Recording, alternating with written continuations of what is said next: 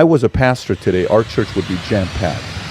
We would have so many people today because, man. Patrick Bet-David said he would have a packed out church if he was a pastor today. And I want to talk about it. He was recently on a podcast. I'm not sure whose podcast it was because he posted this video clip on his Valuetainment Shorts site. I don't know much about it, but anyway, I want you to check this out and then we'll comment on it. We'll talk about it here. I think, believe it or not, in a weird way, if I was a pastor today, our church would be jam-packed. We would have so many people today because, man, I don't think churches know how to tell their stories very well. So I want you to really listen to this because that whole thing that his church would be jam-packed and that churches don't know how to tell their story very well. Now, the reason why I want you to listen to this is because it took me a few listens. It took me a few times listening to this clip to really try to understand where he was coming from and what he actually means by churches don't tell their story very well. I'm a small church pastor and I want to hear what he has to say about this. Let's listen up. Forget about, this is not even a conversation about Jesus, God, Catholicism, Christianity, 7-day Jehovah's, LDS. I'm not doing the debate part. So he's not talking about, let's talk about theology. Let's talk about religion. Let's talk about different movements. He's talking about just strategy, like the message of the gospel from what I can gather. So I get that. That's another discussion. If we want to have that kind of a debate, that's not for here. I would rather have my kids go to a Jewish private school than go to public school. Because at least the Jewish private school is going to teach certain basic values and principles.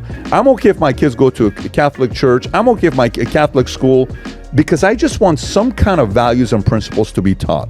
So first of all, again, he wasn't talking about, hey, let's talk theology, let's talk religion, let's talk movements, let's talk religion. No, he was just talking principles. So he's basically principally speaking here that he would rather his kids go to some kind of form of religious organization for their education than not. Okay, so let's follow him here. He's not saying that he's going for one or the other, or he wants his kids to go to a Jewish school or a Catholic school or a Protestant school. He's just saying in general, he would prefer his kids go to some faith-based type of school.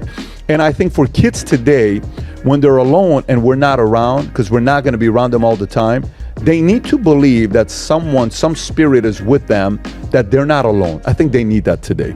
Okay, and again, he's just speaking out of principle. He's just saying, and now we would say as Christians, they need a personal relationship with God because I can't be with them all the time. I'm going to pray that the angel, like my mom used to pray for me. She goes, may the blood of Jesus cover you and his angels surround you, like the whole time, because my mom knew she wouldn't be with me all the time when I was at school, when I was at work, and as I grew into a young adult, she knew that she wouldn't be around. So she would pray these things. So he's talking principle here. So let's not be too quick to judge.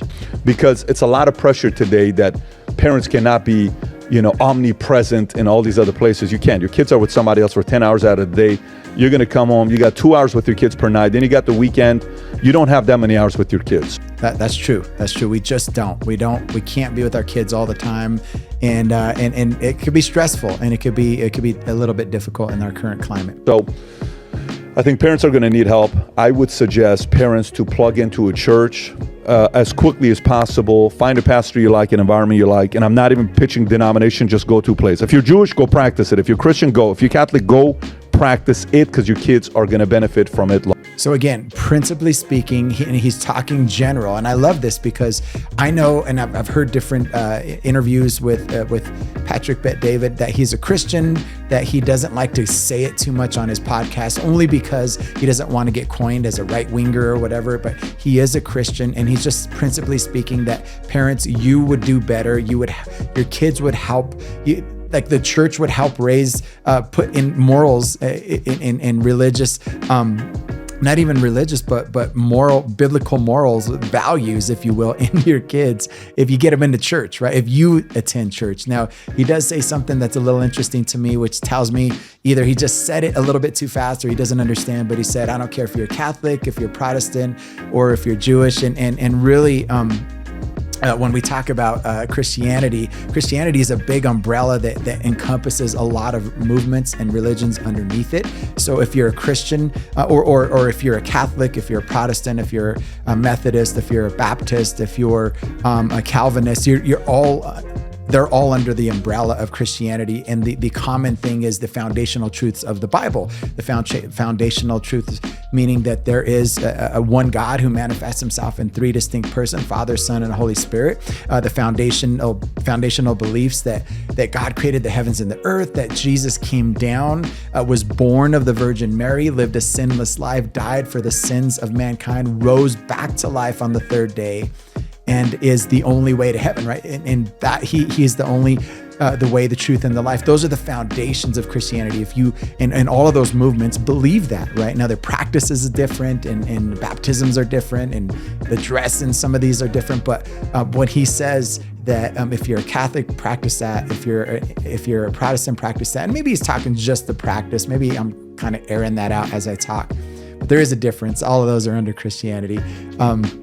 Actually, he said Christianity and Protestant, or Christianity and Catholicism, which Catholicism is under Christianity. Anyway, but you're following me. Let's keep listening. Long term. In regards to men being men, I think parents have to realize whoever you present as a hero, your kids will duplicate. Now he jumps over to men, right? And this is where you really have to follow him, because he started out asking or answering or talking about the idea that if he had a church, it would be really packed, and the church doesn't tell their story correctly. Now he jumps over to men being examples for your kids. So let's track here. And go after. So if you present somebody who is constantly a victim, oh my God, life is hard, as a hero, your kid's gonna aspire to be a victim, because that's how your kid gets attention. If the way your kid gets attention is by being sick and you always go to them and you baby them all the time, when that kid gets older, that's how they're gonna get your attention, because they're sick, because they're gonna get babied by you. I think we need to let people fail a little bit. I think we need to let kids go through a little bit of challenging times. I think putting kids in sports with a coach that's pushing the kids, sports is very important. Now, I agree with that sports are important. And I think where he's getting at with this idea that churches don't tell their story, right, is it is biblical for men to raise men, for there to be a man of the house, right, for there to be a man and a woman, and each one of them play their roles. And what I'm gathering from this is he's saying that churches would be packed because our message, the way we tell our story, is that we're going to put men on the stage, right? That speak to men, or we're going to have men that influence the younger men in this church. We're going to have them in positions and in roles, whether that be youth leader, young adult leader, kids pastor, things like that, where they teach men how to be a man. And then he transitions over to the idea that we also, as parents, and I agree with this, and it's so hard, we have to let our kids fail, because if they don't fail, they don't know how to heal. They don't know how to get up from that. They don't know how to recover, because they're going to fail at one point. So I do agree with that. But if you're following what he's saying here, again, church can tell their story better by first getting into church, getting involved in church, and then platforming people who can influence. And he's specifically talking about the next generation of kids, boys being influenced by men. Somebody kicking their butt is very important. I think boys having strong men around them. If a single mother is raising their kids, figure out a way to have that uncle that's tough to be around. Figure out a way to have your brother, whoever it is, to be around those guys. Because if you don't, some people are going to be lost. There's no saving them. It's over. For everybody else, we want to make movies. So I agree with this. I 1,000%. When I met my wife, she was a single mom, and one of my goals was to take my stepson and really just rough him up a little bit. No, but really help him, because he didn't have a regular man in his life. His dad wasn't really a part of his life, and so my goal was to say, hey, let's play basketball, let's play sports, let's run, let's jump, let's hop on a bike, let's skin our knees, right? Let's fall in the grass, right? And let's have some fun. Let's throw the football at each other a little bit harder each time. So I get this, and I agree with it. Where the hero is going to be the capitalist, the hero is going to be strong man's man that is in someone's life, and what happens when a real man is in someone's life and how that builds their character.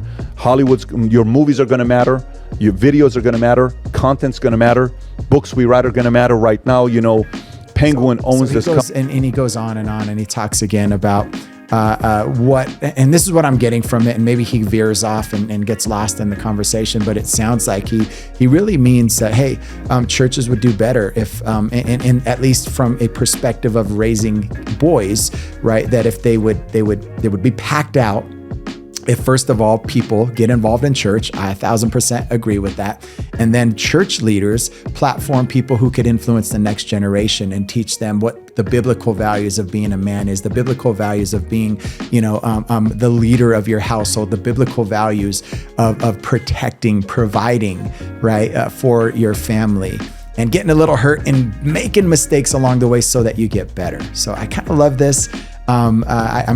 I think that's what he meant by this. If not, we can get that from that anyway. So thanks for listening. I'll see you on the next one.